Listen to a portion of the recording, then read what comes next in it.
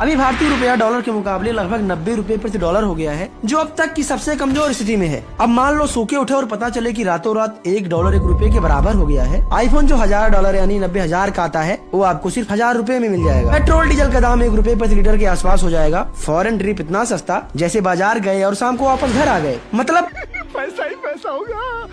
लेकिन कब तक? 2-4 दिन तक, क्योंकि तब तक तो आपकी जॉब जा चुकी होगी। क्योंकि मान लो आप जिस कंपनी में काम करते हो उसमें शर्ट बनता है और उसमें एक शर्ट की लागत 400 रुपए पड़ती है और वो कंपनी अमेरिका को $10 प्रति शर्ट के हिसाब से सेल करती है, तो $10 = 900 रुपया होता है। मतलब कंपनी को 500 का फायदा होता है। अब जब $1 1 रुपए के बराबर हो जाएगा तो एक शर्ट के बदले केवल 10 ही रुपए मिलेंगे, जबकि उसकी लागत 400 रुपया है। तो कंपनी को ताला लगाना ही पड़ेगा। वहीं भारत की रीढ़ माने जाने वाली IT industry like TCS, Infosys, Wipro जैसी कंपनियों का इससे भी बुरा हाल हो जाएगा। क्योंकि मान लो एक अमेरिकी क्लाइंट भारत की कंपनी को एक प्रोजेक्ट के लिए $1000 देता है, जो 90,000 होता है। अब कंपनी इसमें 50,000 कर्मचारी को सैलरी दे देती है और 40,000 का मुनाफा कमा लेती है। पर अब $1000 तो मिलेंगे, लेकिन उसकी कीमत केवल 1000 रुपए ही होगी और कर्मचारी को 50,000 सैलरी भी देना है। मतलब उन्हें भी अपना फटा डाउन ही करना होगा। तो रुपया धीरे धीरे मजबूत होना ठीक है, लेकिन रातों रात होना सिर्फ बर्बादी है। आखिर क्यों कुछ लोग कम पढ़े लिखे होकर भी आगे निकल जाते हैं और कुछ लोग डिग्री लेकर भी स्ट्रगल करते रहते हैं? क्योंकि असली गेम मार्क्स का नहीं, दिमाग का होता है। चलो इसे एक स्टोरी से समझाता हूं। एक ट्रेन में 2 लोग सफर कर रहे थे। एक साइड बैठा था एक टीचर और सामने एक साधारण सा किसान। टीचर किसान से बोला, चलो एक गेम खेलते हैं। मैं सवाल पूछूंगा, जवाब नहीं आया तो तुम 100 रुपए दोगे, फिर तुम पूछोगे और अगर मैं नहीं बता पाया तो मैं 1000 रुपए दूंगा। किसान मान गया। टीचर बोला, पृथ्वी से चांद की दूरी कितनी है? किसान ने बिना बहस 100 रुपए दे दिए। अब किसान की बारी थी।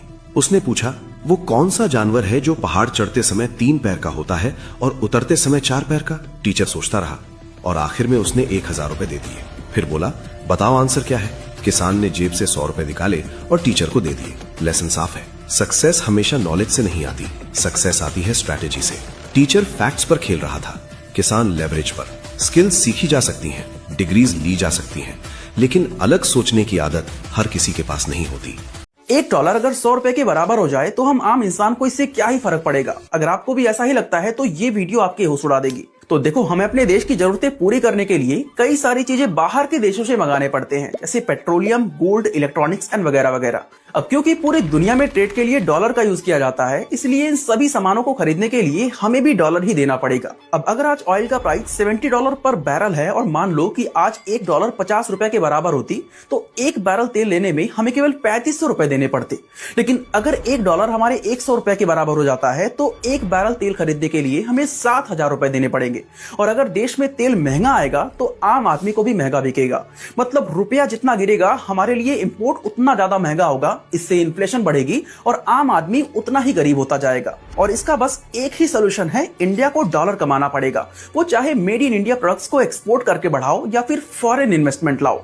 अपने गंवार दोस्त को ये वीडियो जरूर शेयर कर देना। सब जानते हैं Satoshi Nakamoto is the founder of bitcoin and उनके पास 1 मिलियन से भी ज्यादा बिटकॉइन है, जिसकी वैल्यू आज की डेट में लगभग $120 बिलियन है। कोई जानता नहीं सतोशी कौन है, but what happens if Satoshi suddenly decides to come back and sell all his bitcoin? Is it even possible?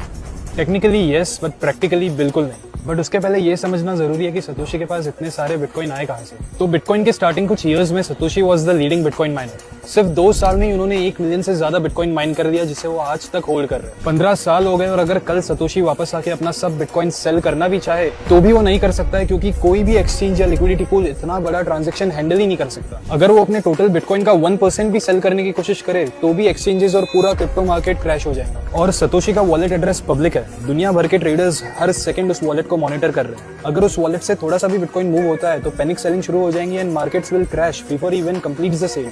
So practically Satoshi can never sell. वैसे भी सतोशी का बिटकॉइन क्रिएट करने का main reason was not money but an idea of a decentralised financial system which is free from all government control, जिसके बारे में उन्होंने bitcoin white paper में भी मेंशन किया है। एंड इसलिए ही disappeared to let bitcoin evolve without him being the central figure.